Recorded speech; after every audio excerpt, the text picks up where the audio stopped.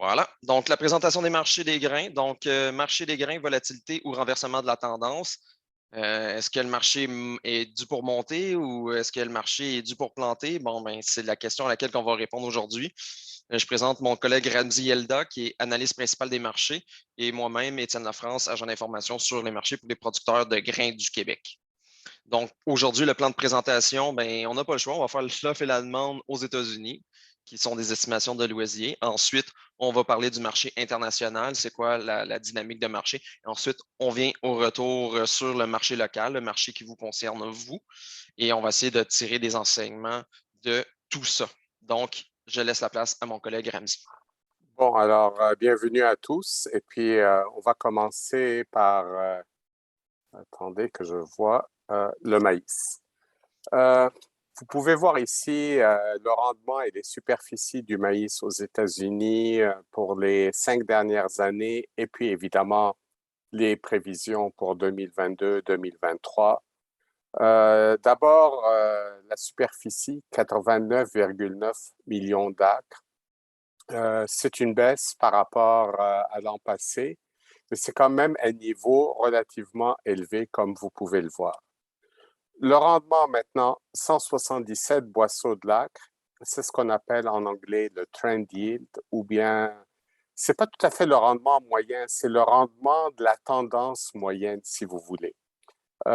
Au début, même, le marché pensait que le USDA aurait débuté à un niveau plus élevé, mais il faut se rappeler quand même que les semis ont été un petit peu tardifs aux États-Unis.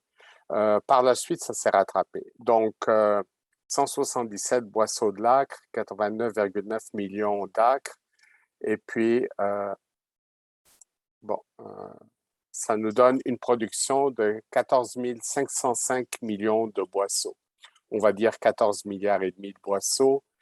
À nouveau, donc c'est un niveau quand même historiquement élevé, même si évidemment on baisse par rapport à l'an passé. Mais si on se compare à 2019 et 2020, comme vous pouvez le voir, c'est quand même un bon niveau de production à ce stade-ci. La production d'éthanol, elle est revenue, ce que je vous dirais, à la normale. La normale, il faut se rappeler, d'avant la COVID, on parlait d'1 million de barils par jour en moyenne. Vous pouvez voir sur la ligne qu'on est à presque exactement 1 million de barils par jour actuellement. On a même dépassé ce niveau dans les dernières semaines. Donc, on peut dire que vraiment au niveau de l'éthanol, tout est revenu à la normale aux États-Unis. Maintenant, passons aux exportations de maïs. Pour le moment, l'USDA prévoit des exportations de 2400 millions de boisseaux. C'est un bon programme, très comparable à celui de l'an passé, plus bas que 2020-2021, mais si on regarde les années antérieures, comme vous pouvez le voir, on est quand même bien au-dessus de 2018 ou 2019. Les stocks aux États-Unis, dans le dernier rapport qui est sorti avant-hier, l'USDA prévoit en 2023 des stocks de report de 1470 millions de boisseaux. C'est quand même un niveau assez serré. C'est sûr, on est au-dessus du niveau 2020-2021, mais regardez les 3 années précédentes où les stocks étaient souvent au-dessus de 2 milliards de boisseaux. Et en pourcentage ratio stock sur la demande, à 10%, c'est un ratio quand même assez serré. Comme vous pouvez le voir, il y a 5 ou 6 ans, on était à 15-16% et là, on est quand même à 10%. Le contrat à terme du maïs, bon, écoutez d'abord la barre verticale, le 24 février. Je pense que tout le monde ici se rappelle que c'est l'invasion de l'Ukraine par la Russie qui débute en ce jour fatidique.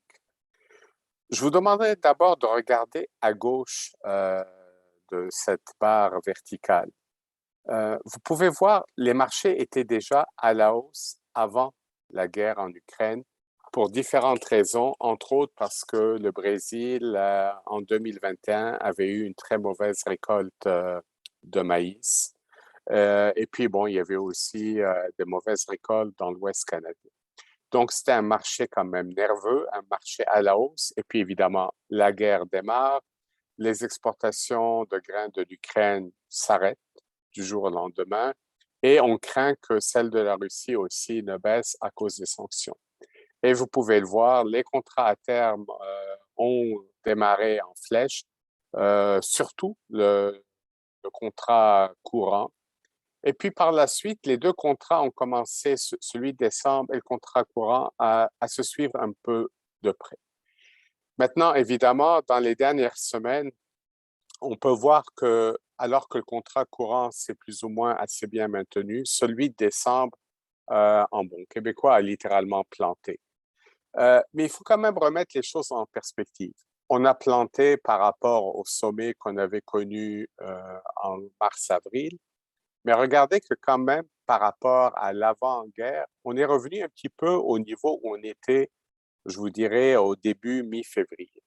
Donc, c'est quand même encore un niveau qui se tient bien, mais on sent définitivement une pression baissière, que ce soit au niveau des fondamentaux, que ce soit au niveau des fonds d'investissement. Il y a eu une pression à la baisse depuis plusieurs semaines avec les semis aux États-Unis qui ont finalement eu lieu quand même dans de bonnes conditions et l'état des cultures qui est tout à fait correct. Là, je te passe à toi. Parfait, merci Ramzi. Donc, pour ce qui est du soya, donc là, on peut voir une augmentation du rendement à 51,5 boisseaux à l'acre pour 2022-2023, avec des superficies qui ont été moindres que prévu. On se rappellera qu'on était à 91 millions d'acres dans ce qui était estimé, et finalement, le 30 juin, on est baissé à 88,3. Donc, on se retrouve avec des superficies qui, oui, sont en hausse par rapport à l'année dernière, mais on est quand même là, derrière les sommets qu'on a connus en 2017-2018. Au niveau de la production, une très bonne production pour 2022-2023 à 4 milliards 64 de boisseaux. Donc, quand même une très bonne production au niveau du soya. Au niveau de la trituration, toujours en augmentation. On est à des sommets à 2,25 milliards de boisseaux, ou si vous voulez, 2255 millions de boisseaux. En exportation, toujours des exportations quand même élevées, mais on voit là, que depuis les 3 dernières années, on plafonne. Pas besoin de vous dire que c'est le Brésil qui joue il y a le principal facteur là-dedans. Donc, on est à 2200 millions de boisseaux. Pour ce qui est des stocks de fin, ben là, c'est là qu'on voit toute la dynamique de marché. Donc là, vraiment, on se retrouve dans une situation où on a des stocks très serrés. Donc, depuis les 3 dernières années, on est vraiment des stocks qui sont relativement serrés. Évidemment, il faut essayer d'oublier 2018-2019 parce que là, c'était la guerre commerciale. Les États-Unis avaient de la difficulté à exporter en Chine. Donc là, on se retrouvait avec des inventaires assez colossaux. Mais là, depuis les 3 dernières années, on voit qu'il ne reste pas beaucoup de soya à la fin de l'année. Donc, pour ce qui est des contrats à terme, c'est un peu le même principe que pour le maïs, même voire un peu plus exacerbé. Donc là, on voit que au niveau là, du contrat à terme courant, ben, finalement, le soya est revenu au même niveau qu'il était précédemment la guerre commerciale. Et pour ce qui est du contrat nouvelle récolte, c'est-à-dire novembre 2022, on est vraiment en dessous. Là. On faut remonter là, en janvier là, pour trouver des prix comparables. Donc là, pour l'instant, on voit vraiment que les marchés semblent vraiment avoir digéré la guerre commerciale et même à la limite, même ne pas en tenir compte. Mais ça, on verra ça plus loin. Au niveau des contrats à terme du blé, bien là, ce graphique-là est particulièrement très intéressant. Pourquoi? Parce que vous voyez la barre du 24 février. On voit également le contrat à terme courant qui, lui, a été fortement nerveux à la suite de la guerre commerciale. On est monté à des sommets là, à 14 US le boisseau pour le contrat courant. Mais par la suite, on voit que les marchés se sont calmés, se sont réajustés et même que par la suite, ben, le contrat à terme courant est passé en dessous de celui de la nouvelle récolte, ce qui est assez inhabituel. Donc là, on se retrouve à des niveaux là, où le contrat de la nouvelle récolte est beaucoup plus élevé que celui du contrat courant. Au niveau des superficies ensemencées, on en a touché un peu.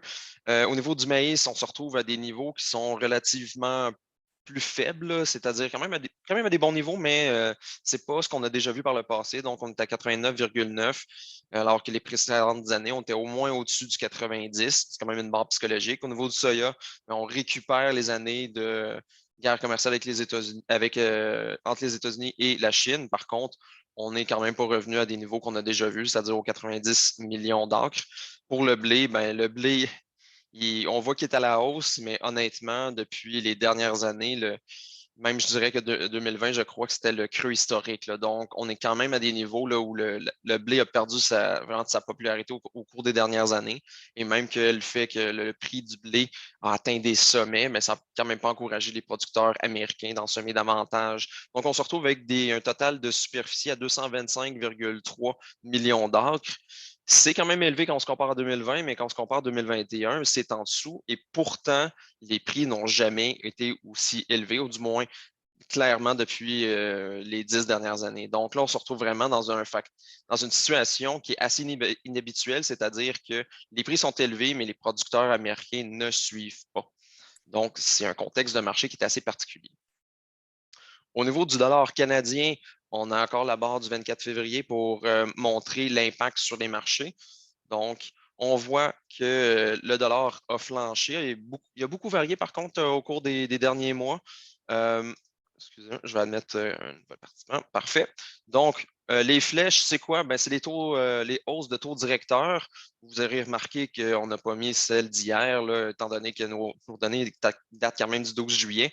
Mais il y a quand même eu 4 hausses du taux directeur depuis le début de l'année. Et on voit que les marchés ils réagissent rapidement, mais pas longtemps après, on voit que les marchés n'y réagissent plus du tout. Et ça, c'est dû au fait que vraiment les marchés ont peur d'une récession économique mondiale qui va affecter éventuellement le Canada. Surtout que notre économie est basée beaucoup sur les exportations de matières premières. Donc, c'est un élément à conserver, mais on se retrouve quand même à des niveaux là, qui sont relativement faibles. Oh, excusez. Voilà. Une autre monnaie qui est à surveiller, bien évidemment, c'est le réal brésilien. Vous savez, le Brésil est devenu un des plus grands exportateurs de grains, vraiment compétitionnant avec les États-Unis de très près, même que pour le soya, ils sont au-dessus. Donc, ça a énormément d'impact sur les marchés parce que le Brésil exporte beaucoup. Donc, la, la, la variation de sa devise affecte les marchés. Donc, là, on peut voir que depuis la guerre commerciale, le réal s'est apprécié, mais tout comme pour les contrats à terme, ben, on voit là, que présentement, ben, ils sont revenus à des niveaux qui sont comparables à la période avant la guerre avec l'Ukraine. Donc, je laisse la parole à Ramzi. Bon, merci Étienne de dire la guerre de l'Ukraine et non pas la guerre commerciale. J'étais un deux doigts. Ouais, ça aurait été moins dramatique si c'était juste une guerre commerciale entre la Russie et l'Ukraine. Alors, allons-y pour les offres et demandes à l'international. D'abord, le Brésil. Ici, vous pouvez voir la production de maïs et de soya. En fait, ce qu'il faut regarder, c'est 2021-2022 d'abord parce que euh, c'est l'hémisphère sud. Donc, le soya a été récolté en février-mars et le maïs safrina, la deuxième récolte, est en train d'être fini, d'être battu au moment où on se parle. Donc, vous pouvez voir qu'à 116 millions de tonnes, la production de maïs a fortement rebondi de l'année d'avant où il y avait eu une sécheresse. Par contre, celle du soya est relativement décevante. Ce n'est pas un désastre avec 126 millions de tonnes, mais ça reflète le fait qu'en janvier, le Brésil a manqué de pluie. Maintenant, évidemment, 2022-2023, c'est encore loin. 126 millions de tonnes de maïs, c'est encore très loin parce que c'est surtout la deuxième récolte, donc qui viendra en 2023. Pour le soya, 149 millions de tonnes, écoutez, ça va dépendre surtout, je vous dirais, du rendement parce que c'est certain qu'ils vont semer le maximum possible. Je vous rappelle qu'ils commencent à semer au Brésil au 15 septembre. Alors, pour les exportations maintenant, on peut voir que les exportations reprennent à 45 millions de tonnes. Écoutez, je sais que ça peut être un peu mélangeant, mais vu que c'est l'hémisphère sud, regardez les colonnes du milieu. ce sont celles qui correspondent à l'année en cours. Donc, les exportations de maïs vont plus que doubler par rapport à l'an passé à 45 millions de tonnes. Et je vous dirais, ça vient quand même donner beaucoup de répit au marché qui ne peut plus compter sur le maïs ukrainien. Par contre, pour le soya, vous pouvez voir que finalement, malgré la baisse de la récolte, 81 millions de tonnes d'exportation, c'est quasiment inchangé par rapport à l'an passé. Quant à 2022-2023, écoutez, on verra, tout va dépendre évidemment des niveaux de production. Je pense que j'ai besoin de toi, Étienne. Je n'ai pas le contrôle. Merci, Étienne. Alors, passons maintenant à l'Argentine. Leur production est relativement stable d'année en année. Vous pouvez voir pour les récoltes qui viennent d'être battues, 53 millions de tonnes de maïs, 44 millions de tonnes de soya. Bon, c'est un peu plus de maïs, un peu moins de soya, mais rien de majeur. Et même commentaire pour 2022-2023, c'est encore loin. Ils commenceront à semer en Argentine. C'est vraiment octobre, novembre qu'ils débutent les semis. Donc, de bonnes productions en Argentine. Les exportations maintenant. Ici, vous pouvez voir les 4 principaux exportateurs de maïs. Bon, États-Unis, Argentine, Brésil et aussi l'Ukraine, qui est 4e, mais quand même significatif. Bon, on va commencer par l'Ukraine. Évidemment, avec la guerre et puis les difficultés de produire et surtout d'exporter, l'USDA montre des exportations de maïs qui chutent à 9 millions de tonnes. Honnêtement, je me demande même s'ils atteindront le 9 millions de tonnes, mais vous pouvez quand même voir que c'est une chute dramatique par rapport au niveau des années précédentes à 24 millions de tonnes. Par contre, regardez le Brésil qui monte à 45 millions de tonnes, qui vient donc compenser cette baisse de l'Ukraine. L'Argentine qui est relativement stable, et puis à droite, les États-Unis qui ont un niveau assez stable des exportations par rapport à l'an passé, 61 millions de tonnes contre 62, mais on est quand même nettement en dessous de 2020-2021. La prochaine, s'il te plaît, Étienne. Alors, pour le soya, comme Étienne l'a mentionné tantôt, c'est vraiment 2 joueurs qui mènent le bal. États-Unis, Brésil, puis je devrais en fait dire Brésil d'abord, États-Unis ensuite. Et vous pouvez le voir très nettement ici, c'est vraiment le Brésil maintenant qui domine le marché mondial du soya, loin devant les États-Unis. Mais je vous dirais, à eux deux, ils représentent la grande majorité des ventes mondiales de fèves. Alors, pour les États-Unis, on parle de 58 millions de tonnes. Pour le Brésil, comme je vous dis, c'est l'hémisphère sud, il faut regarder au milieu, 81 millions de tonnes, donc un niveau quand même très similaire à celui de l'an passé. Pour les importations de soya et aussi de maïs, il faut d'abord et surtout regarder la Chine. Comme vous le savez, la Chine est le premier acheteur mondial de soya et la Chine est aussi devenue, depuis 2020-2021, un grand importateur de maïs. Vous ne pouvez pas le voir ici parce qu'on a mis les trois années, mais si on vous montrait 2015 ou 2018, les importations chinoises de maïs étaient assez basses, autour de 3, 4, 5 millions de tonnes maximum. Alors qu'en 2020-2021, elles ont atteint un niveau record, 30 millions de tonnes. La Chine est devenue le premier acheteur mondial de maïs du jour au lendemain. C'est à la baisse, vous pouvez le voir, 2022-2023, on parle de 18 millions de tonnes, mais ça demeure quand même un niveau élevé. Quant au soya, bon, en 2021, ça a été un record absolu, 100 millions de tonnes. 2021-2022, il y a eu des problèmes logistiques et autres, ça a rebaissé à 90 millions de tonnes. Mais cette année, on parle quand même d'un niveau quasi record avec 98 millions de tonnes. Maintenant, un portrait des exportations de blé. Et ici, on vous a mis les principaux exportateurs.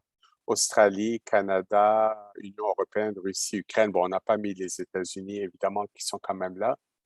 Mais on va commencer par l'Australie. Depuis 2 ans, le pays qui avait connu des sécheresses dans le passé a eu d'excellentes productions de blé. Et donc, les exportations australiennes sont montées en flèche à 28 millions de tonnes. 24 millions de tonnes pour l'année qui va débuter. Leurs semis ont été faits dans d'excellentes conditions, mais évidemment, tout va se jouer pour eux en septembre, octobre. Il faudra que les pluies soient là pour le rendement. Ensuite, le Canada. Vous vous rappellerez que l'Ouest canadien avait eu une sécheresse désastreuse l'an passé. Les exportations ont dégringolé à 15 millions de tonnes. Cette année, elles devraient rebondir.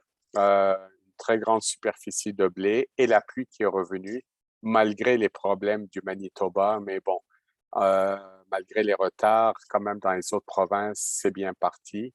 L'Union européenne, une assez bonne production, peut-être moins que ce qu'ils anticipaient parce que le temps a été assez sec les dernières semaines, mais on compte quand même sur un rebond de leurs exportations. La Russie, qui est le premier vendeur mondial de blé, qui est prévu exporter 40 millions de tonnes en 2022-2023 grâce à une excellente production et aussi le fait que les sanctions ne semblent absolument pas affecter le négoce des grains avec la Russie. Et finalement, l'Ukraine, comme vous pouvez le voir, des exportations de blé qui sont prévues chuter de moitié à 10 millions de tonnes, puis même là, il faudra voir s'ils arriveront à réaliser ce niveau-là. Et puis, la guerre en Ukraine maintenant. Bon, il faut reprendre plusieurs points. Ce qu'on voit maintenant, c'est que l'Ukraine exporte, et je l'ai mis en guillemets exprès, c'est-à-dire qu'ils arrivent à sortir du pays environ 1,5 million de tonnes de grains par mois, par rail, par camion, par barge. Ça se compare à 6 millions de tonnes par mois avant la guerre. Mais il faut aussi réaliser que ce n'est pas parce que 1,5 million de tonnes sortent de l'Ukraine que c'est nécessairement exporté, parce que ce grain est parfois entreposé en Roumanie et ailleurs et a du mal réellement à être ensuite acheminé par navire.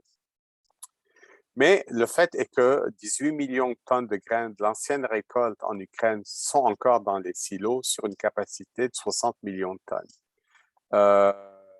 Là, ils vont bientôt commencer à récolter et puis ça va être tout un problème qu'ils ont sur les bras. Bon, on parle évidemment d'une récolte moindre de blé, 19 millions et demi de tonnes contre 33 millions de tonnes. Puis, honnêtement, je serais agréablement surpris s'ils arrivaient dans les conditions qu'ils vivent à produire même 19 millions et demi de tonnes. La logistique, ben écoutez, les ports sont bombardés, minés, bloqués ou carrément pris par les troupes russes. Alors, c'est un portrait quand même très, très difficile. Par contre, pour la Russie, écoutez, ça a été, je crois, la plus grande surprise des derniers mois, c'est que malgré les sanctions, la Russie exporte ses grains à pleine vitesse. Beaucoup de pays importateurs n'ont pas de sanctions envers la Russie. Puis pour ce qui est des paiements, bon, ils contournent les sanctions du système monétaire international en payant en rouble. Et il n'y a aucun problème. Alors, ils prévoient une excellente récolte de blé là-bas, 81,5 millions de tonnes, ce qui permettrait de dégager 40 millions de tonnes pour l'exportation. Puis un dernier mot, la Russie a des taxes à l'exportation. Je ne veux pas rentrer dans les détails, mais c'est un levier qu'ils peuvent utiliser à volonté quand ils le veulent, soit pour accélérer les ventes ou s'ils veulent les freiner ou carrément les ralentir tout d'un coup. Alors, il faut quand même les garder à l'œil. Ensuite, Étienne, s'il te plaît. Ah, je te laisse. Parfait, c'est le marché local. Donc, pour le marché local, ben, tout simplement, on va commencer avec les superficies ensemencées au Canada. Donc là, on a vu dans le rapport qui est sorti le 5 juillet qu'on avait des baisses assez impressionnantes au niveau de l'orge et qui se sont traduites par des augmentations assez impressionnantes au niveau des superficies en blé et en avoine. Et on voit également que le canola, malgré le fait qu'il était à des prix assez records là, au niveau des contrats à terme, au-dessus de 1 000 la tonne. Moi, je me rappelle que dans le rapport de mise en marché, on s'était dit le fameux 500, là, mais là, on est au double de ça au niveau du contrat à terme. Donc là, on voit que ça n'a pas beaucoup d'impact nécessairement sur les superficies semées par les producteurs. D'ailleurs, il faut noter aussi que les superficies de Manitoba sont probablement surestimées ou du moins ne sont pas tout à fait exactes parce que le rapport a été calculé, si je me rappelle bien, entre le 13 mai et le 12 juin. Du moins, l'enquête a été faite, réalisée à ce moment-là. Et à cette période-là, ben, les producteurs n'avaient pas complètement fini leur superficie là, au Manitoba. Donc, on devrait s'attendre, selon toute logique, là, à ce qu'il y ait un certain remaniement là, au niveau des superficies au Manitoba qui puisse affecter l'ensemble du Canada, mais grosso modo, voici le portrait général. Au niveau de l'Ontario, ben là, on se retrouve dans un phénomène pas inquiétant, mais qui est assez surprenant, c'est-à-dire des superficies records au niveau du maïs. Au niveau du soya, on est aux deuxième superficie les plus élevées en Ontario, avec une baisse assez marquée au niveau du blé et les superficies des petites céréales qui, oui, bon, augmentent, là, mais demeurent quand même à des niveaux là, relativement faibles. À noter également les superficies de canola qui augmentent, mais grosso modo, on voit là, que l'Ontario se concentre principalement sur le maïs et le soya de manière assez significative. Au niveau du Québec, on voit bon, une augmentation au niveau des superficies de maïs, mais relativement, là, on est à un niveau relativement stable là, au Québec. Au niveau du soya, on voit que pour une autre année consécutive, le soya est la principale culture au Québec. On a une certaine diminution au niveau du blé, mais relativement stable. L'orge, il tombe à des creux historiques et pas la valeur la plus faible, mais quand même demeure à un niveau assez inquiétant là, au niveau là, du marché pour l'orge. L'avoine qui, oui, augmente, mais demeure quand même à des niveaux assez respectables, malgré le fait que le prix de l'avoine a été très impressionnant cette année. Et le canola qui, lui, augmente là, à des niveaux assez appréciables au Québec. Notre offre et demande de maïs au Québec. Donc, François, est-ce qu'il va rester du maïs à la fin de l'année? Donc, si on regarde pour 2021-2022, c'est-à-dire notre année qui est en cours, nous, on prévoit une légère diminution au niveau des stocks de report. Et ça, malgré le fait qu'on a exporté, on a quand même des grandes exportations de maïs cette année. Donc, pour l'instant, normalement, les stocks devraient être relativement serrés, un peu comme l'année passée. Mais pour l'instant, vous avez vu, je l'espère, vous avez remarqué une baisse au niveau des prix du maïs pour livraison locale. Bien, ça, on a de la difficulté à se l'expliquer. Donc là, pour l'instant, est-ce que c'est dû à des importations? Bien, ça, malheureusement, on ne peut pas vraiment le voir. On n'a pas de données à ce niveau-là. Il va falloir vraiment attendre les données de StatCan, mais pour l'instant, on ne voit pas d'importation majeure au niveau des données de StatCan. Pour 2022-2023, ben, on voit que, bon, au niveau des superficies, c'est en baisse par rapport aux intentions qui ont été publiées en avril. Par contre, nous, pour 2022-2023, ben, on a augmenté notre rendement. On l'a mis à 10 tonnes à l'hectare, excusez-moi, alors que ça serait beaucoup trop élevé. Donc, on se retrouve à des niveaux qui ne sont pas records au niveau du rendement, mais quand même assez appréciables. On voit là, que ça se passe relativement bien là, au Québec. Oui, on a une semaine de retard, mais outre ça, c'est parce qu'on cherche des bobos là, quand on est rendu à se plaindre d'une semaine de retard. Là, on n'est pas dans une situation critique là, comme on a connu dans les dernières années. Donc, ça donne une production de 3,6 millions de tonnes au Québec on estime une baisse des importations, quand même pas à des niveaux là, de creux, mais quand même un niveau assez significatif. Au niveau de la consommation intérieure, on corrige un peu à la baisse pour dire, bon, ben, que le fait que le prix du maïs est élevé, on voit un certain détournement de la consommation de maïs pour d'autres produits, mais on demeure à des niveaux assez conservateurs, c'est-à-dire pratiquement au même niveau que 2020-2021. Une hausse des exportations, ce maïs-là devra sortir du Québec. Et au final, ça donne quand même une augmentation des stocks. Donc, pour l'année prochaine, on prévoit quand même des stocks qui vont être suffisants au Québec si tout va bien. Donc, tout est une question de rendement. Si la sécheresse commence en juillet et qu'il n'y a vraiment aucune pluie, que ça continue jusqu'en août, ben là, il faudra corriger le rendement à la baisse. Mais pour l'instant, on est à des niveaux qui sont très appréciables. Donc, une bonne récolte en perspective. Au niveau des prix des bases courants du maïs, bien, on voit pour l'année sur pratiquement 2 ans. Donc là, on voit à partir de janvier 2021 une augmentation graduelle de la base. Il manquait de maïs au Québec. Ensuite, en juillet, on voit une espèce de gros pic de la base US pour le contrat spot. Pourquoi? Bien, c'est vraiment le spread entre le contrat de juillet et le contrat de septembre. Donc, étant donné qu'au Québec, on a tendance à avoir des prix qui sont relativement stables, là, vous voyez, au niveau là, de juillet, les prix sont restés au même niveau. Par contre, le contrat à terme, lui, ben, avait une forte différence avec celui de septembre était fortement dévalué par rapport à celui de juillet. Donc, la base est venue compenser ce spread-là, cet écart-là en bon français. Donc, par la suite, on est arrivé vers la nouvelle récolte et là, on voit que la base a baissé à des niveaux quand même assez appréciables. On voit que oui, c'est en bas de toute la ligne bleue qu'on a connue pendant 2 ans, mais une base à 50 cents, 40 cents, c'est très élevé quand on se compare aux années antérieures. Donc là, on voit que la base à 40 cents, c'est maintenu, 50 cents, devrais-je dire, c'est maintenu. Et par la suite, on voit là, que sur le marché local, on a eu un pic assez impressionnant. Donc là, on voit des prix de 293. Là, aujourd'hui, on est plutôt, on estime au SRDI qu'on est plutôt à 314 la tonne, mais la base est négative. Donc ça, on a vraiment de la difficulté à se l'expliquer.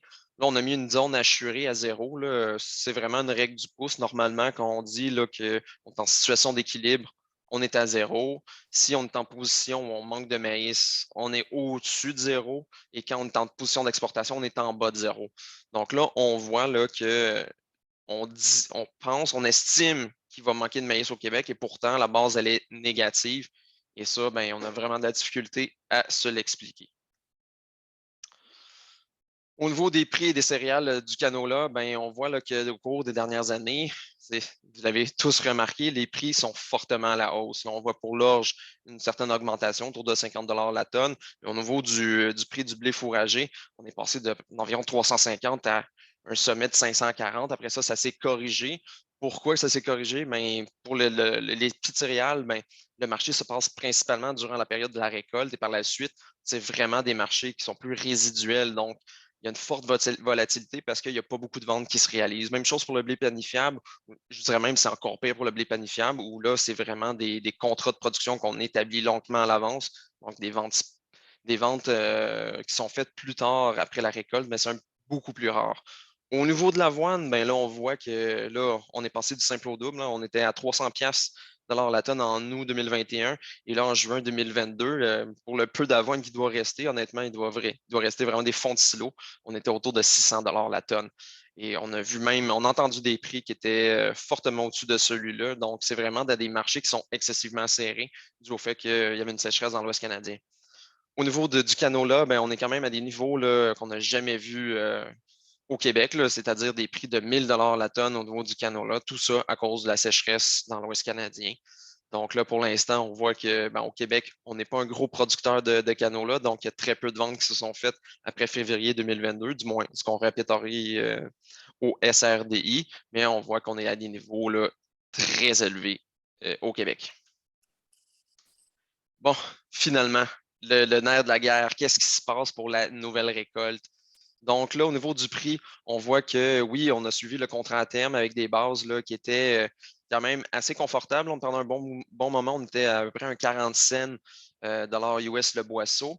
Là, pour le niveau du prix, on a suivi le contrat à terme. On est monté à des prix là, qui dépassaient le 380 la tonne. Tous espéraient le 400 pour pouvoir fermer, mais finalement, le prix ne s'est jamais rendu là.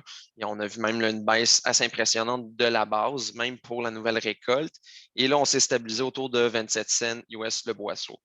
C'est sûr que c'est moins important que ce qu'on a connu pour pour la récolte. On a déjà vu des bases pour la récolte qui sont supérieures à celle-ci. Par contre, à 27 cents, dans le contexte où je vous ai présenté, où on s'attend à une bonne récolte, c'est une base qui est tout à fait acceptable, mais même, je dirais dire, elle est très bonne à ce niveau-là. Donc, on a des prix à 336 la tonne. Je me rappelle bien, lorsque j'ai consulté la page d'accueil, on était plutôt à 341 pour le maïs, mais on demeure quand même à des niveaux là, qui sont relativement semblables à celui-ci. Au niveau du soya, donc, qu'en est-il au niveau de la base et du prix? Donc, oui, on a une baisse des prix qui est due au contrat à terme. Au niveau des bases, on voit que oui, il y a beaucoup de zigzags, mais c'est quand même un marché qui est plutôt stable. Et qu'est-ce que l'analyse des bases nous montre par rapport aux autres années précédentes? Ben, dans des années normales, on était plutôt à moins 20 cents, moins 40 cents. La raison principale, c'est que le Québec est un exportateur de fèves de soya. On n'en consomme pas, ouais, très peu localement. Là, c'est vraiment une marchandise, une commodité d'exportation. Et normalement, on la retrouve entre -20 et -40. Et là, présentement, on est plutôt à des bases de -10 cents. Et à -10 cents, c'est des très bonnes bases. Donc, si vous avez la possibilité de conclure des ventes, c'est des bases qui, historiquement, sont très intéressantes.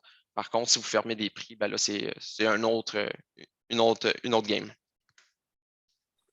Bon, alors, la question de la volatilité ou renversement de la tendance, euh, c'est la question qu'on va essayer un peu de répondre de différents angles. Allons-y, Étienne, pour la suivante. Alors, les facteurs baissiers, puis on ne va pas se le cacher, depuis quelques semaines, on a des facteurs baissiers à l'œuvre. Le premier, je l'ai mentionné tantôt, et c'est vraiment la plus grande surprise.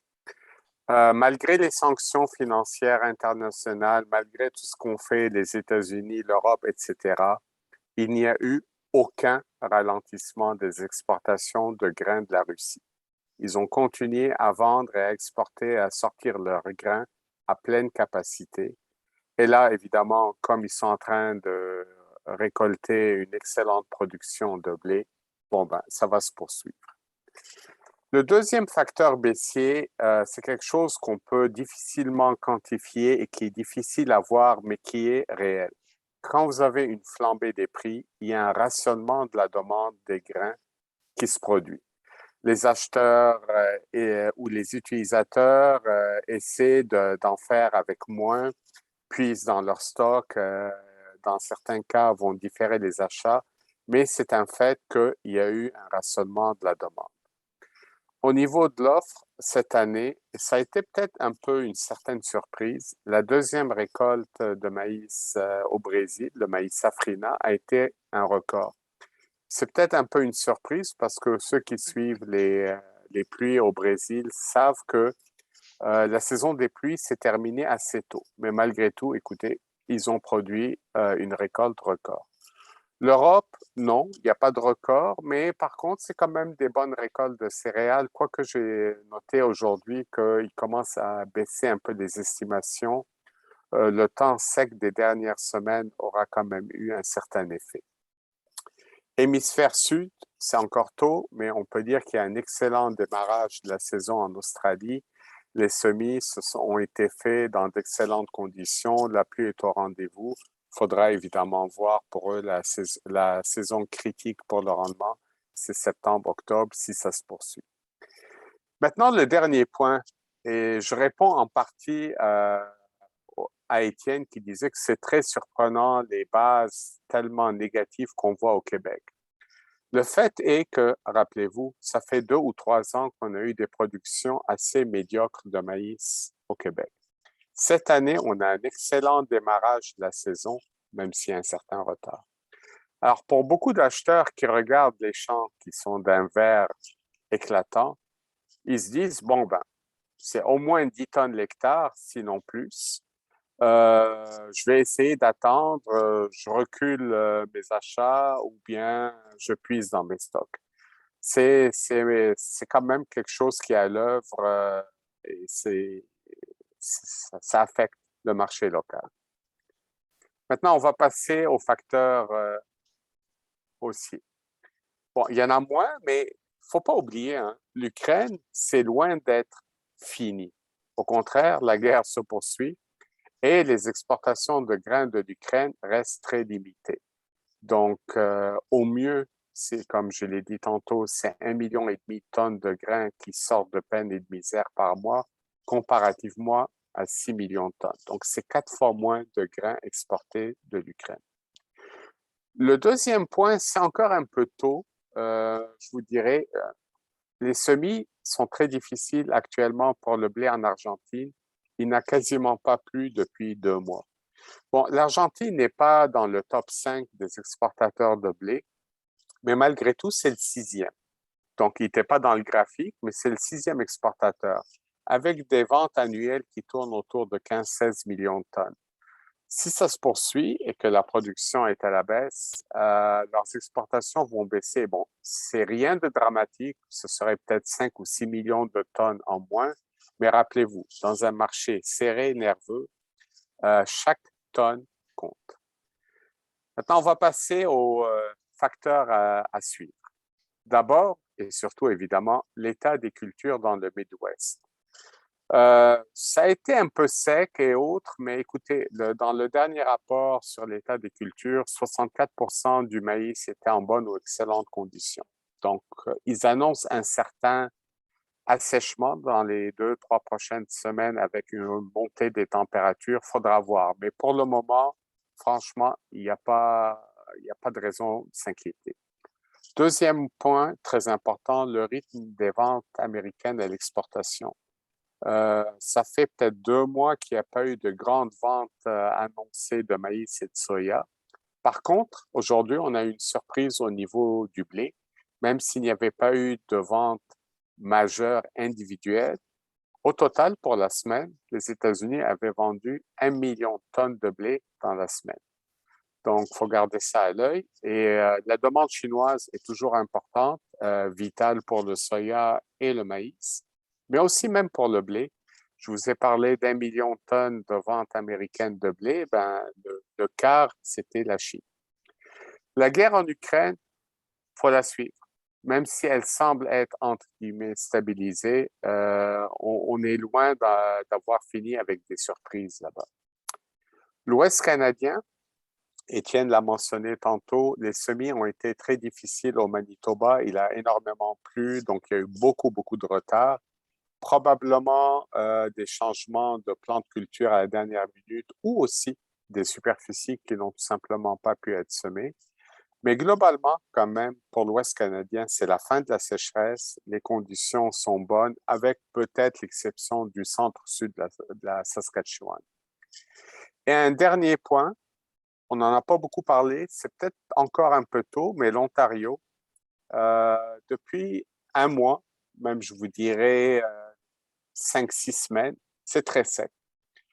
C'est pas, il n'y a rien de dramatique encore. La pollinisation n'a pas commencé, mais ils commencent à s'inquiéter. Alors, tout va dépendre pour eux les 2 ou 3 prochaines semaines.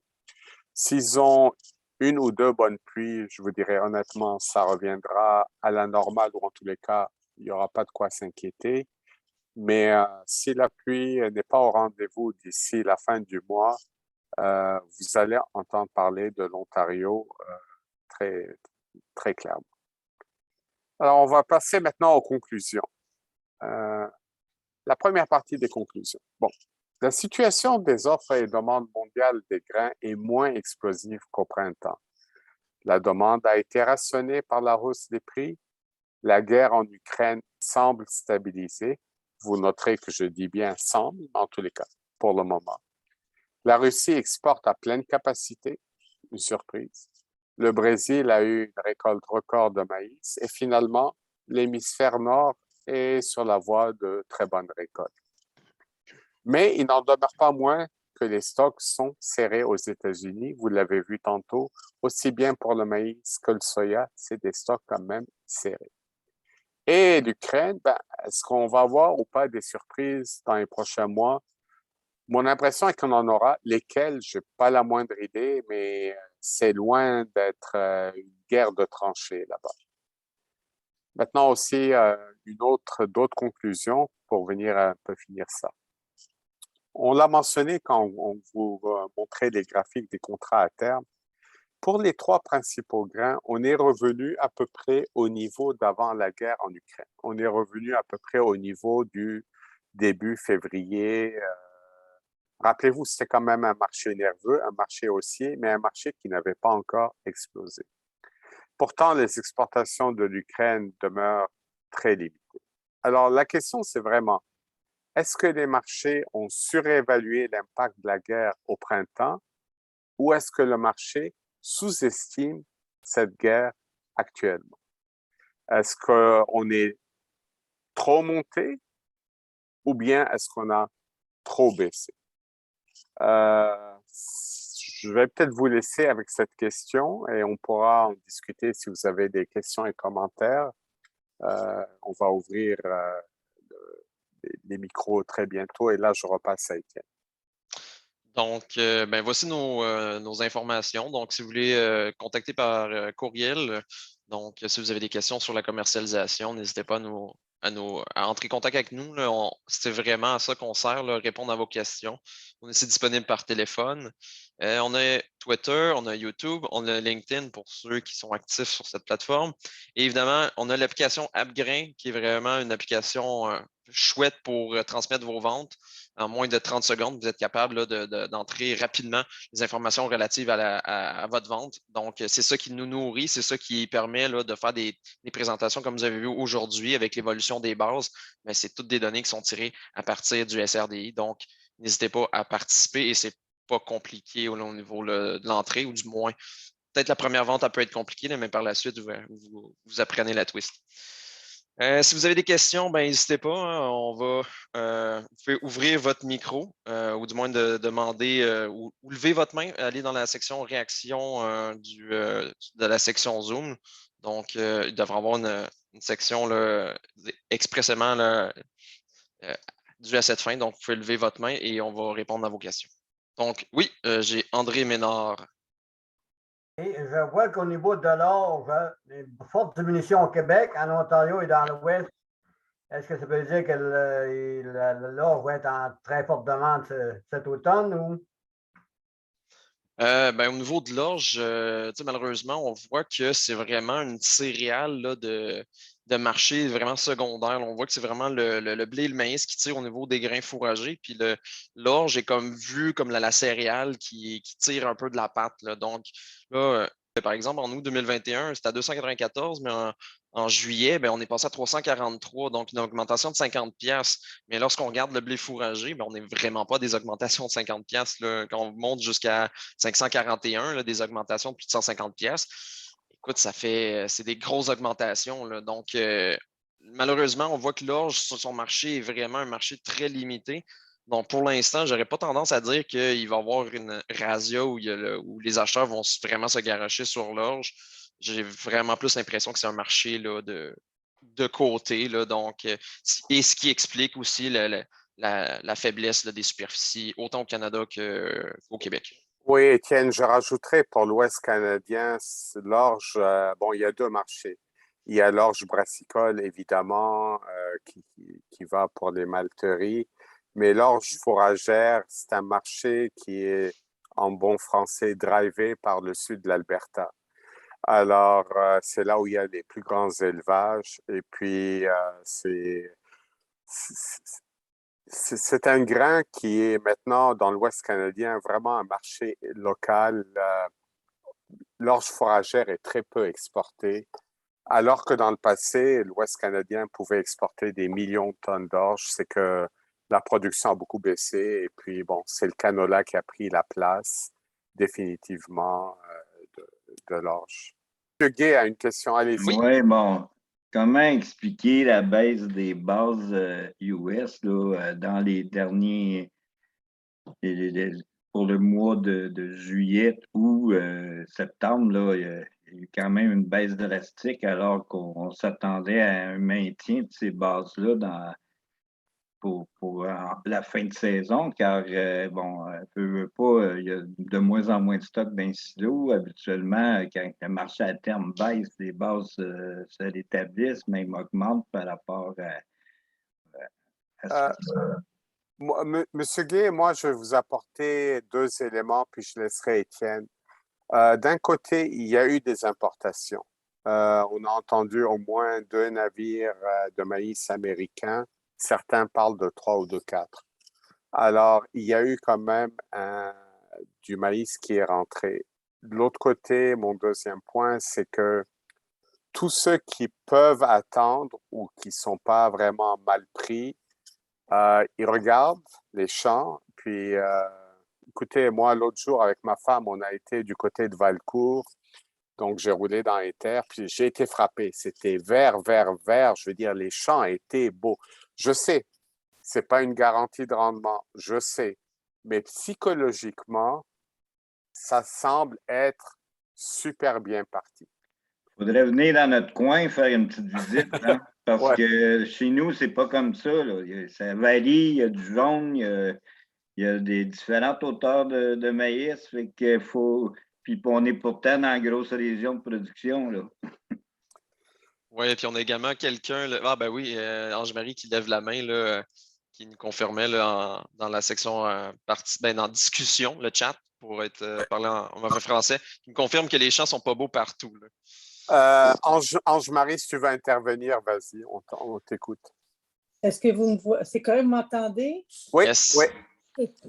Non, depuis 15 jours, je me promène un peu partout, là, puis c'est comme François dit, les champs ne sont pas beaux partout, là. Là, on ne les verra plus, là, mais il y a des places, ça ne fera pas du 10 tonnes l'hectare, là. En tout cas, je serais malheureuse là, d'être propriétaire de ces champs-là, mais je vous jure qu'il y en a qui ne sont pas beaux, là.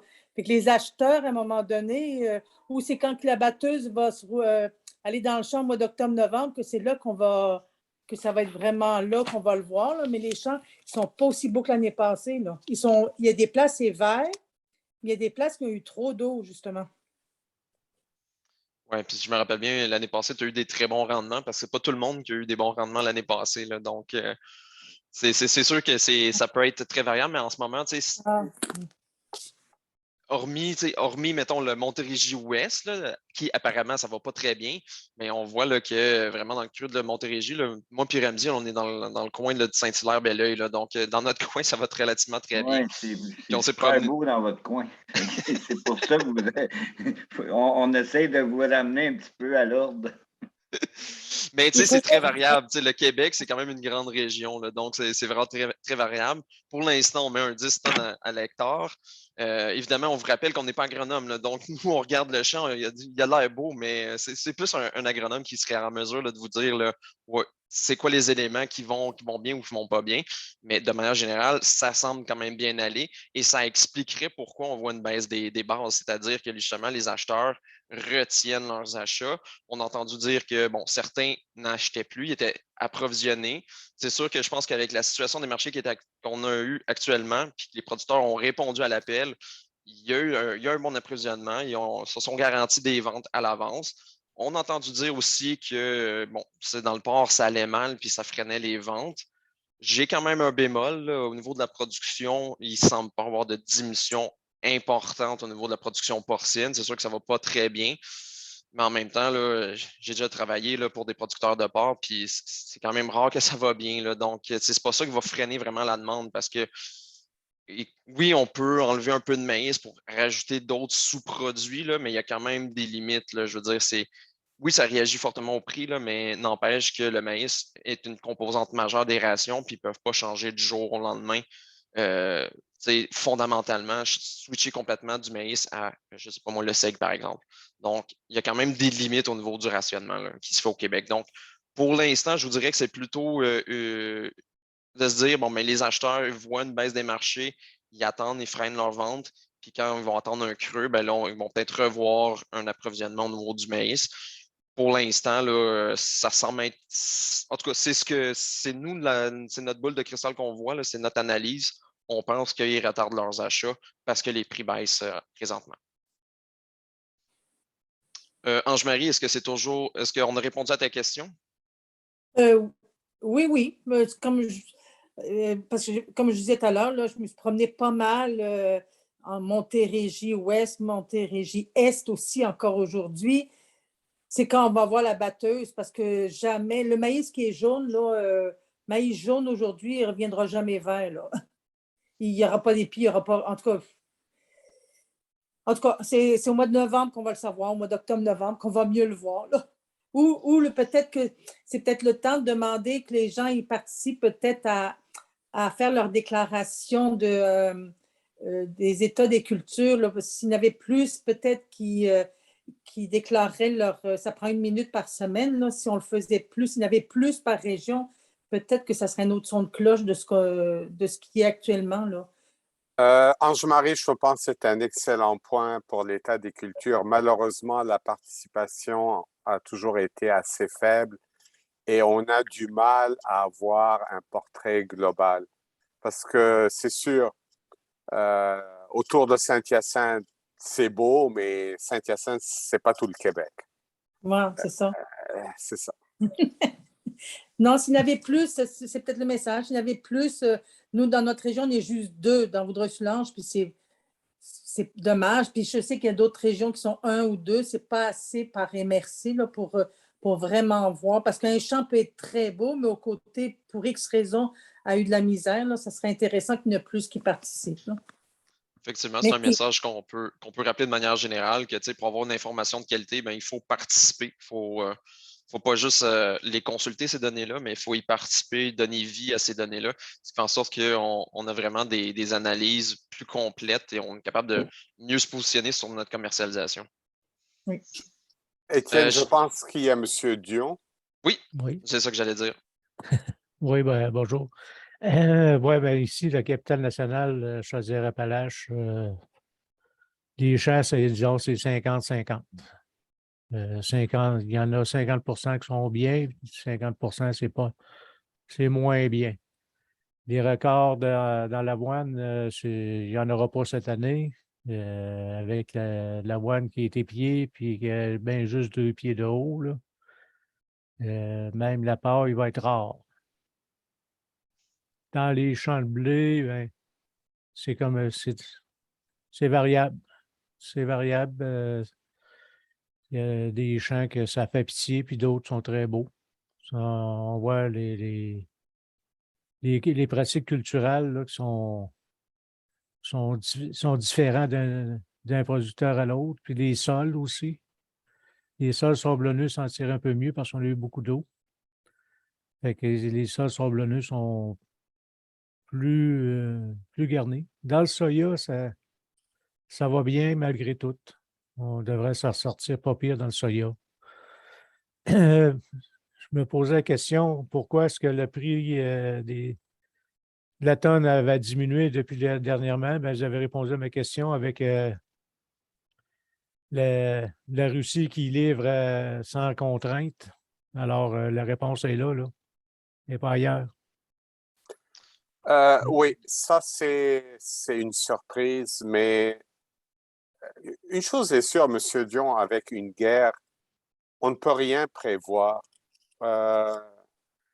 Les choses vont évoluer dans quel sens? Je n'en ai pas la moindre idée. Je pense que les Américains, malgré tout, pour le grain, vu qu'on parle de nourrir le monde entier, ils n'ont peut-être pas non plus cherché à bloquer le grain en tant que tel. Oui, c'est ça. Et donc, ça fait aussi leur affaire pour essayer un peu de ne pas causer trop de bouleversements politiques dans les pays du tiers-monde. Et est-ce que, vu que le stock de report est faible, est-ce qu'ils veulent à ce moment-là se prévaloir d'avoir une réserve acceptable en laissant passer du grain de la Russie? Peut-être, ça peut être un point. Je pense que politiquement, humanitairement, ou pour toutes sortes de raisons, nourrir les gens, ça fait leur affaire. Maintenant, aujourd'hui, il parlait que peut-être il y aurait un certain accord entre l'Ukraine et la Russie pour sortir du grain ukrainien. Oui, j'ai lu ça, oui. Ça, par contre, honnêtement, je suis très sceptique. Les ports ont été bombardés, les ports ont été endommagés, les eaux sont minées. Alors, et puis, je ne vois vraiment pas pourquoi ça ferait l'affaire de M. Poutine. Ça, par contre, je suis pas mal sceptique là-dessus. Il parlait qu'il passerait par la Turquie. Ouais, mais ça commence à être long, hein? Prenez une carte et commencez à regarder, là. On parle de l'Ukraine à la Roumanie, transbordée en Turquie pour repasser. Shit, ça commence à en faire des... Ah, mais quand on veut, on sort. Oui, mais en même temps, il y a des frais juste à déposer un grain d'une place à l'autre. Donc, on parle d'une barge qui s'en va dans un camion, d'un camion qui s'en va dans un bateau. C'est tous des frais qui s'ajoutent un par derrière l'autre, là. Sans compter le fait que ben, les frais de transport sont fortement élevés là, présentement. Là. Donc, disons que ça serait très compliqué d'y arriver comme ça. Là. Et puis, en notant aussi que ça fasse l'affaire politiquement des Russes, je vous dirais, l'Ukraine sort un peu de grain. Peut-être que les Russes laissent faire pour des raisons politiques, pour ne pas montrer qu'ils affament le monde, même si c'est pas beaucoup. Mais comme je disais à Étienne, ça prend pas grand-chose de bombarder quelques gares et des voies ferrées, puis le petit flot qui sort peut s'arrêter. Alors, là-dessus, vraiment, on ne Ça sait peut être pas. éphémère. Oui, exactement, exactement. Mais moi, je me concentrerai vraiment plus sur actuellement les récoltes, bon, aux États-Unis. J'ai parlé tantôt de l'Australie. Écoutez, c'est très, très bien parti, mais l'hémisphère sud pour l'Australie, c'est septembre-octobre, c'est là que ça se joue. Faudra voir. Et même si on n'en parle pas encore, c'est drôle. Je regarde mes cartes météo en Ontario, mais il y a certains endroits, je parlais avec un producteur que je connais bien dans la région de Windsor. Il m'a dit qu'autour de lui, certaines fermes n'avaient pas eu une goutte d'eau en 5 semaines. Ouais. Ça Ben, commence à être long. ben regardez, pas si loin que ça, Port-Neuf, là, de la capitale nationale. Là. Puis il y a des journées dans Port-Neuf, ils ont eu 5 orages, puis nous autres, on n'a rien eu à la capitale nationale. Puis c'est pas Oui, loin, là, c'est à peu près 50 km de différence. mais quand je regarde le sud-ouest de l'Ontario, vraiment le grenier de l'Ontario, toutes les cartes cumulatives, c'est en rouge. J'ai parlé à des négociants la semaine passée, ça fait exactement une semaine. Ils m'ont dit, écoute, Ramzi, c'est sec, mais à ce stade-ci, en notant qu'on ait de la pluie, c'est pas trop inquiétant. Bon, une autre semaine a passé, toujours pas de pluie. Euh, les prévisions météo, faut les prendre comme elles sont, mais pour le moment, on montre quelques orages à droite, à gauche. Je regardais pour London, Ontario, à part quelques averses, quelques orages, pas grand-chose pour les 10 prochains jours. On n'y est pas encore, mais ça pourrait venir changer un peu la game au Québec parce que veut pas, ils ont construit toutes ces usines d'éthanol dans l'est de l'Ontario. Euh, si je ne me trompe pas, c'est du très gros tonnage qui est demandé.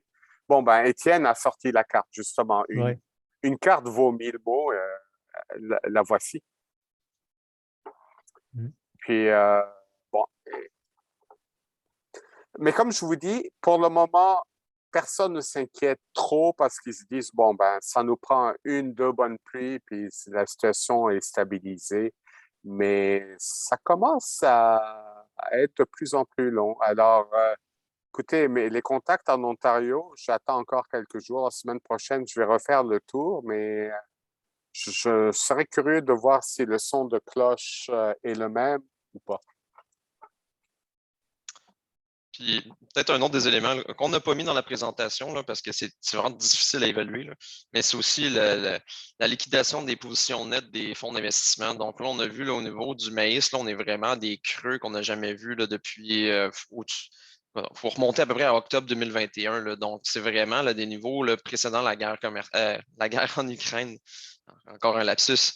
Donc là, c'est vraiment peut-être un des éléments qui explique aussi la forte volatilité des derniers temps et où ça et les marchés météo. Il faut quand même pas perdre de vue qu'on est dans un marché météo. Là. Donc, dès qu'on annonce une meilleure prévision que prévu ou une détérioration plus que prévu, ben là, on a un marché qui capote là, en bon québécois là, et donc qui varie énormément. Mais cette année, les variations sont extrêmes. Là.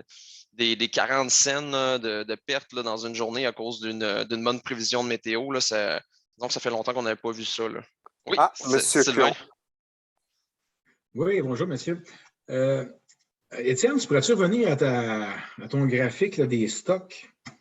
Oui. La variation puis les prix les prévisions de prix. Là. Oui, tu veux celui du Québec? Oui, s'il te plaît. Donc, juste pour te dire, celui-là, c'est confirmé par StatCan. Celui-là et celui-là, c'est des estimations qui sont à l'interne au niveau des PGQ. OK. J'avais regardé vite tantôt, là, ça va passer. Je suis moins vigilant, là, je suis rendu assez âgé. Mais la prévision de prix 2022-2023, 3,55, 3,85 versus celle de l'année qu'on a. Ça veut dire que l'année ça, c'est celle qui est 2022-2023, c'est ce qui est dans les champs actuellement. Je ne me trompe pas, c'est bien ça. On a une hausse là, de 30 à 40 $ de la tonne avec celle qu'on commercialise. Là. Tu peux-tu, avec ce qui se passe et les informations que tu as, l'autre graphique suivant, ce qu'on voit, le prix à Chicago puis la base descendent assez drastiquement, il va falloir que ça rebondisse ça, pour repartir de l'autre côté pour arriver à ces prévisions de prix moyens-là. Oui, effectivement. Au niveau des estimations de prix, on n'a toujours pas fait vraiment des corrections au niveau là, de nos estimés. La raison, c'est que le marché est fortement volatile dans les derniers jours. Donc, on s'attendait vraiment, on attend un peu là, que ça se calme un peu pour vraiment voir une meilleure analyse au niveau du marché des grains. Donc, pour l'instant, je te dirais que c'est notre ancienne prévision. On l'a laissé là parce que, écoute, la changer, ben, il faudrait vraiment là, on veut avoir des données qui sont un petit peu plus solides. Puis pour l'instant, la volatilité est tellement forte qu'on attend un peu, puis on attend de voir là, que ça se calme pour vraiment faire une meilleure analyse là, au niveau des prix. Ben, Sylvain, pour rajouter, actuellement, je suis d'accord avec toi. Quand je regarde la fourchette de prix, ma réaction est que 355, 385, c'est trop haut pour le moment. Maintenant, il va falloir, comme dit Étienne, qu'on se rassoie là-dessus. Surtout si je regarde le rendement avec 10 tonnes l'hectare ou autre, puis avec le marché, la bourse a baissé. C'est trop. Maintenant, pour 2021-2022, quand même, Sylvain, garde à l'esprit, la fourchette 325-345, c'est aussi le fait qu'il y avait eu pas mal de maïs vendu en début de saison avant l'envolée des prix. Donc, l'année passée, la fourchette a été peut-être un petit peu biaisée vers le bas à cause des ventes précoces qui ont diminué la moyenne. Maintenant, c'est sûr que tu me diras, si on continue à baisser, 385 pourrait être irréaliste. Mais actuellement, ma réaction serait la fourchette est trop haute. Si je comprends vos commentaires, là, si cette présentation-là avait eu lieu au mois de mai, c'était les mêmes chiffres qui étaient là. Elle n'a pas été touchée là, avec aujourd'hui. Étienne, quand est-ce qu'on a fait les dernières prévisions? Pour les prix, on les a mis à jour en fin mai, début juin, si ma mémoire est bonne. Oui, fin mai, début juin. Oui, c'est ça. Ouais. Non, Donc, Ramzi, tu relatives les choses, là, comme tu as mentionné. Là, une bonne partie, probablement, de 2021 là, qui a été vendue en bas de 300$ la tonne. Là, fait que ça diminue cette. Oui, parce que sinon, tu aurais eu, pour 2021-2022, tu aurais eu un prix moyen, je dirais, de probablement une vingtaine de dollars au-dessus. Mais bon, tu avais les ventes d'avant l'explosion des prix. Maintenant, tu sais aussi, Sylvain, si on se replace, là j'y vais vraiment de manière grossière. Si on se replace un petit peu en bourse, le portrait qu'on a, on est revenu, je dirais, au 1er 15 février 2022. C'est ce qu'au fond, le signal de la bourse nous donne actuellement.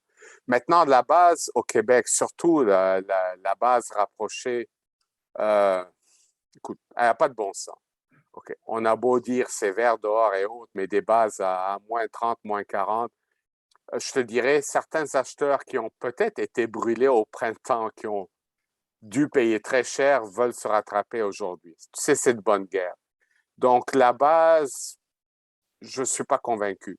Par contre, le signal de la bourse à Chicago, pour le moment, c'est, écoute, on est revenu début février 2022.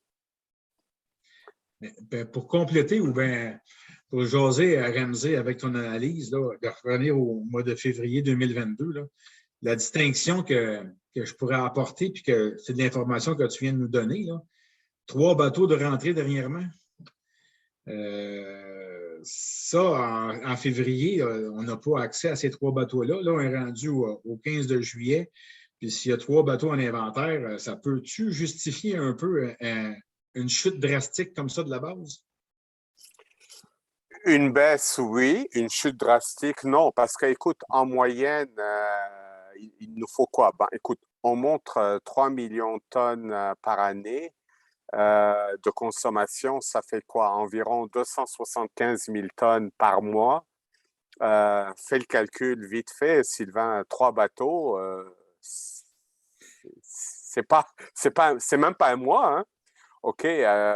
Maintenant, je sais que dans l'imaginaire, certains ont multiplié ça. L'autre jour, j'ai eu un producteur qui m'a dit ils en ont rentré 6, 8. Tu sais, les 1, 2, 3 devient 6, 7, 8. Mais écoute, c'est de bonne guerre. Je blâme pas les acheteurs. Tu sais, le marché a flambé avril, mai, juin. Puis là, bon, on essaie de balancer une tonne d'eau dessus. En quelque part, j'ai l'impression, avec la question de la fin dans ma conclusion, j'ai l'impression que on va se retrouver entre les deux. On est peut-être un petit peu trop monté, tu sais, mars, avril, avec la panique totale de l'Ukraine et de la Russie. J'ai comme l'impression on a peut-être assez baissé.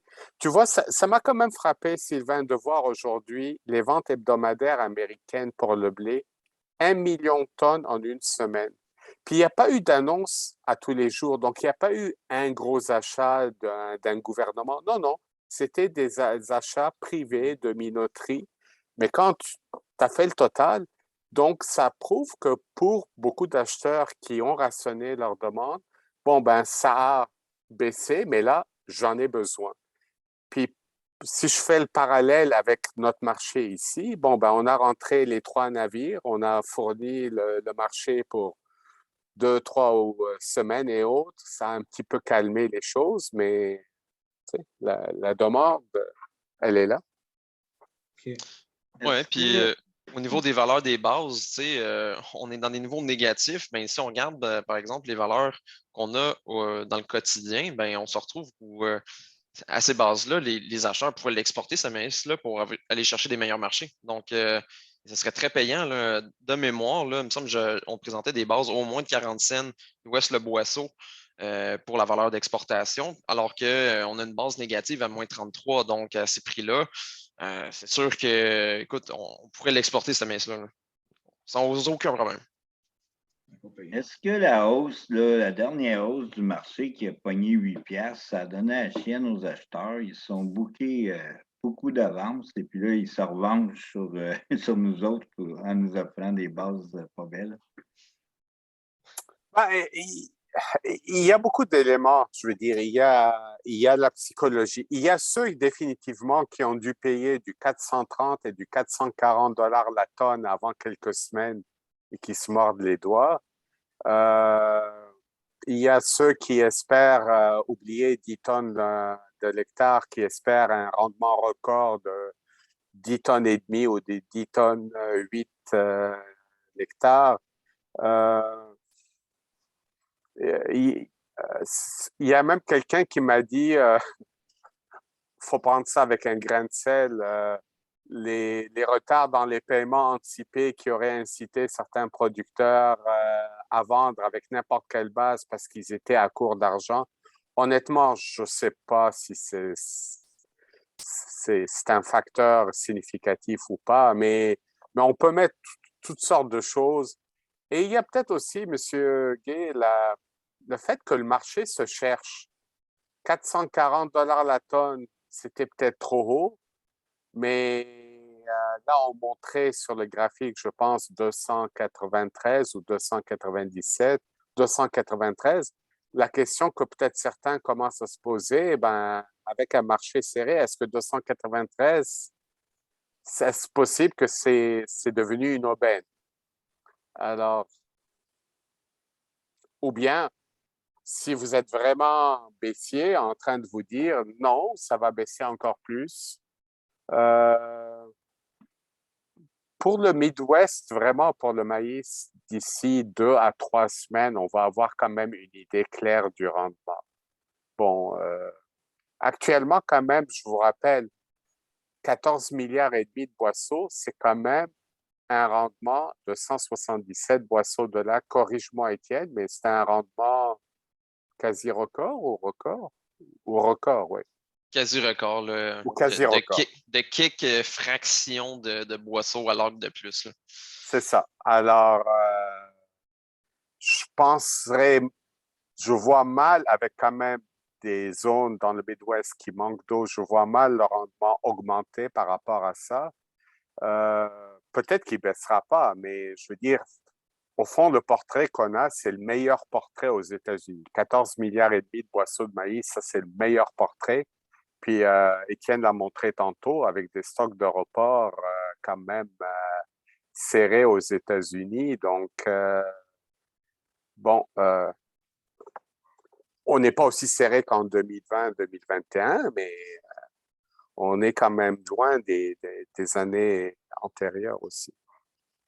Baisser un peu le rendement, puis vous allez voir que les stocks vont baisser, puis on va se retrouver avec des stocks qui sont très, très, très serrés. Là. Donc, ça ne prend pas grand-chose dans le marché actuel pour stimuler là, moindrement le marché. Ah, M. Leroux a levé la main. Oui.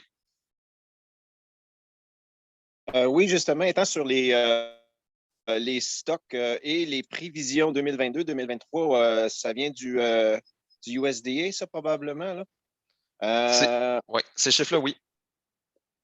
On sait, je pense que c'est en 2020, là, ils ont fait des corrections sur les prévisions qui avaient été faites l'année précédente. Les prévisions qui sont faites sur les stocks de report 2022-2023 peuvent toujours être encore changeants, là, malgré tout, là, soit par les superficies finales réelles récoltées et les rendements en boisseau. Donc, ces chiffres-là peuvent encore être très volatiles, n'est-il pas? Monsieur Leroux, vous avez raison, puis je vous dirais, à la limite, le marché, au-delà des chiffres, ce qu'il regarde, c'est l'évolution. C'est pas le chiffre en tant que tel, mais est-ce qu'il augmente ou il baisse? Parce qu'au fond, à la limite, c'est pas le 1470 en tant que tel, mais est-ce qu'à partir de là, on monte ou on baisse ce chiffre? Parce qu'à chaque mois, évidemment, ils vont remettre à jour leurs estimations. Puis le marché est très pointilleux là-dessus. Plus que la valeur nominale, c'est est-ce qu'elle augmente ou elle baisse? J'ajouterais aussi là, que, en fait, les deux dernières colonnes peuvent changer. Là. Donc, on marque l'année récolte 2021-2022, mais l'année récolte au niveau du maïs, ben, termine en août. Donc, pour 2021-2022, ben, l'année n'est pas encore terminée là, au niveau du maïs. Donc, cette colonne-là peut encore changer. Puis jusqu'en août 2023, ben, c'est sûr que les stocks peuvent encore changer, mais ça nous donne vraiment un portrait de c'est quoi la situation des marchés présentement. Puis là, on voit qu'on est dans une situation très serrée. Et ça, même malgré le fait qu'on établit un rendement quasi record pour le maïs, alors qu'on n'est vraiment pas dans une position où on serait à l'aise. Ce n'est pas la catastrophe, mais le 177 me semble exagéré à l'heure actuelle. Mais bon, il va falloir attendre le rapport du mois d'août pour vraiment voir les premières corrections au niveau du rendement du maïs et du soya aux États-Unis.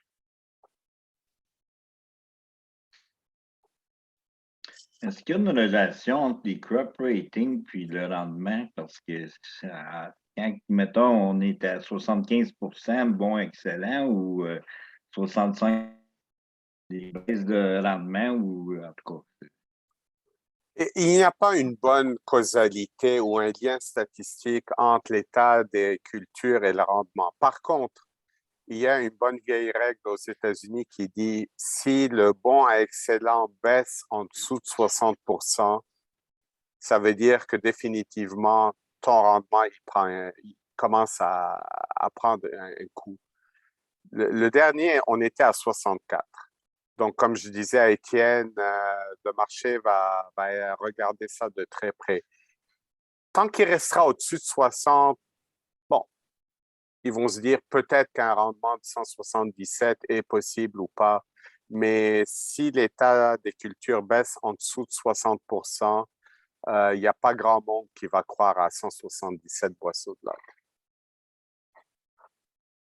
Il faut aussi se rappeler que les données là, qui sont rapportées par l'USDA, mais ce n'est pas nécessairement des agronomes ou des producteurs là, qui rapportent ces estimés-là. Là. Donc, c'est déjà là que c'est des valeurs qui sont relatives. Donc, même que Ramsey, en tout cas, corrige-moi, là, mais si je me rappelle bien, Ramsey me disait, essaie pas trop de comparer une année par rapport à une autre parce que la personne qui fait l'évaluation, c'est peut-être pas la même. Donc, il y a peut-être un facteur humain qui va faire en sorte que ça change. C'est vraiment l'évolution de semaine en semaine qui est beaucoup plus parlant. Mais de manière générale, je suis d'accord avec Ramsey, le 60%, c'est la valeur qui est la plus parlante. Là. Sylvain? Oui, tantôt, Étienne t'a montré une carte de l'Ontario là, par rapport à l'appui, ces choses-là. Par rapport aux États-Unis, c'est-tu en condition bonne ou si on part déjà avec un certain risque où c'est plus élevé qu'à un moment donné, les conditions là, ou les rendements ça se mettent à planter? On va profiter du fait que je suis vite sur le piton. Là. Voilà. Hey, Donc, tu peux le dire que je te l'avais texté de le mettre en. Donc là, on voit la map là, au niveau là, de ce qui est anormalement sec, de ce qui est très sec. Mais honnêtement, là, moi, ce que je suis, là, c'est vraiment ce chiffre-là ici, là, des 0 à des 4, là, savoir à quel point c'est anormalement sec. On voit que cette semaine, là, on est en baisse de 7 points. On est quand même là, 43% du territoire qui est dit anormalement sec. Et moi, ce qui m'intéresse encore davantage, je vous dirais, c'est vraiment l'Illinois, pas l'Illinois, mais l'Iowa ici. Là, on voit là, que la région sec, là, mais c'est très sec là, dans cette région-là. Et l'Iowa, c'est quand même l'État qui tire là, au niveau du maïs. Après ça, on va Illinois, et ainsi de suite. Là. Mais essentiellement, là, c'est vraiment ces régions-là qui sont à surveiller. Pour l'instant, je vous dis là, que ça ne va pas super bien, mais on voit une amélioration au niveau des prévisions de rendement. C'est vraiment ça qui va jouer. Là. Donc, Ben, j'ajouterais un mot, Étienne. ouais. Comme tu sais, Sylvain, je suis ni producteur ni agronome, mais en bonne économie, moi, quand je regarde une carte comme ça qui me montre quand même pas mal de comtés secs à très secs, je me pose la question, est-ce qu'on va avoir un rendement quasi record? Là, on ne parle pas juste d'un bon rendement, on parle d'un rendement de 177 boisseaux de l'acre, presque un record. Je me pose la question. Oui, et j'enchérirais par-dessus que quand on regarde des prévisions long terme, ben, on prévoit du temps chaud et du temps sec pour les 3 prochains mois. Donc, c'est pas le meilleur combo là, qu'on pourrait avoir là, pour un bon rendement, là, très loin de là. Mais évidemment, là, des prévisions météo, c'est à peine valable 2-3 jours. Là. Fait qu'imaginez 3-4 mois, là, ça commence à être loin. Là. Mais de manière générale, on peut quand même s'établir sur le fait que la tendance, ben, elle s'en va pas dans la bonne direction pour les producteurs américains. Elle s'en va dans la bonne direction pour nous, pour le prix, mais pas pour les producteurs américains. La pollinisation, là, il y en a combien qui est en pollinisation actuellement? Il y en a un petit peu ou c'est minime? Mon Dieu, on me demande d'aller vite que, sur le piton. Hein? Oui, mais c'est parce que c'est un point extrêmement important, la pollinisation. Si c'est sec, puis il fait chaud le soir, puis qu'il n'y a pas de rosée, c'est en 2012, c'est ça qui a fait virer, puis Oui, c'est Silking, oui. Parfait. Donc là, on voit qu'on est à 15%, puis on est en retard de 10% par rapport à l'année dernière. Donc, c'est ça qu'on peut voir là, au niveau là, de manière générale. Évidemment, là, il y a vraiment des analystes qui vont aller plus loin que ça, qui vont vraiment aller chercher certains États, là, notamment cette année, le North Dakota, là, qui est très mal commencé. Il faut savoir que géographiquement, le North Dakota, il est juste au-dessus juste en dessous du Manitoba. Donc, ils ont à peu près le climat similaire. Là, donc, ça n'a pas bien été. Mais de manière générale, là, les baisses de superficie de maïs ont été compensées dans d'autres États, dont l'Iowa et l'Illinois, si je me rappelle bien. qu'on est à peu près à 15%. Oui. Donc, un retard de 10% par rapport à la moyenne quinquennale. Donc, C'est une moyenne qu'on dirait normale. Là. S'ils ne mouillent pas trop dans les prochaines semaines, on risque d'avoir certains problèmes. Vous voyez, M. Gay, ce qui les a aidés les 2-3 dernières semaines, c'est qu'ils ont manqué d'eau à certains endroits, mais il n'a pas fait très chaud. Par contre, maintenant, il commence à faire de plus en plus chaud. Alors, les comtés qui manquent d'eau ou qui vont manquer d'eau, là, ça va faire plus mal. Je pense que c'est les températures modérées qui les ont vraiment aidés, mais là, tous les modèles montrent un réchauffement. C'est clair qu'il va faire chaud.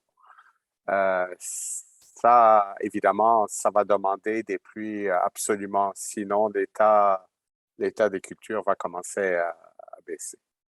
Donc, si ça fait le tour de vos questions, je vous remercierai pour votre participation. C'est fort apprécié. Là. Surtout la période de questions, honnêtement, c'est la période qu'on préfère le plus parce que tout ce qu'on vous présente, c'est toute la poutine habituelle. Puis c'est une présentation quasiment là, comme un cours qu'on donne, mais vraiment la période des questions, c'est là qu'on se rend compte c'est quoi vos questionnements, c'est quoi vos intérêts, et vraiment d'aligner avec ce qui est en dehors du cadre et puis de montrer là, vraiment l'étendue de tout ce qui est demandé en termes d'information au niveau du marché des grains. Donc, je vous remercie d'être présent. Je vous rappelle que la présentation est enregistrée. Donc, j'ai vu qu'il n'y avait personne en pyjama, c'est parfait. Mais que de manière générale, là, si vous connaissez des gens qui auraient aimé être là, qui n'ont pas pu être présents, ben, sachez qu'elle sera enregistrée et déposée directement sur la page des producteurs de grains du Québec. Donc, voilà. Donc, je vous remercie pour la présentation et je vous souhaite une très bonne soirée. Merci à tous. Merci à vous aussi.